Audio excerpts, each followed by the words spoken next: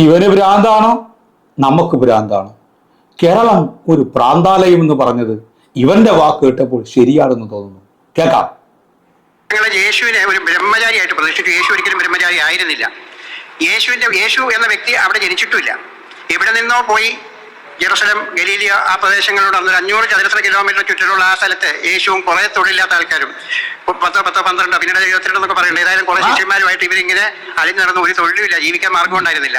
ഈ പറഞ്ഞ കുറെ വിപ്ലവ ചിന്താഗതികൾ പറഞ്ഞു റോമാ സിംഹാസനത്തിനെതിരായിട്ട് യുദ്ധം നയിക്കാനുള്ള സെലക്ടുകളായിരുന്നു, വിപ്ലവകാരികളായിരുന്നു. അപ്പൊ ഇവരിങ്ങനെ അലഞ്ഞു നടക്കുന്നത്, എവിടെയെങ്കിലും സദ്യയോ ആഘോഷങ്ങളോ കല്യാണോ ഉണ്ടെങ്കിൽ അവിടെ ഇടിച്ചു കയറി ഭക്ഷണം കഴിച്ചിരുന്നവരാണ് യേശുവിനായികൾ.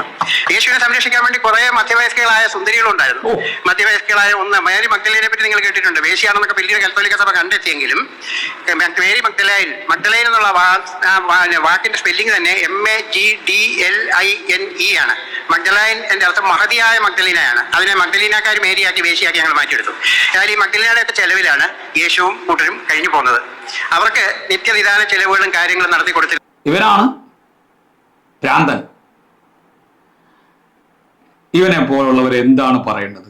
യാതൊരു തെളിവുമില്ലാതെ, ഒരു തെളിവ് മുന്നോട്ട് വയ്ക്കാതെ വായി തോന്നിയ മുഴുചീത്തകളും യേശുവിനെ വിളിക്കുകയാണ്. അപ്പോൾ ഇവന് നിങ്ങൾക്ക് മറുപടി കൊടുക്കാമെങ്കിൽ കുറച്ച് മറുപടി കൊടുത്തേരെ.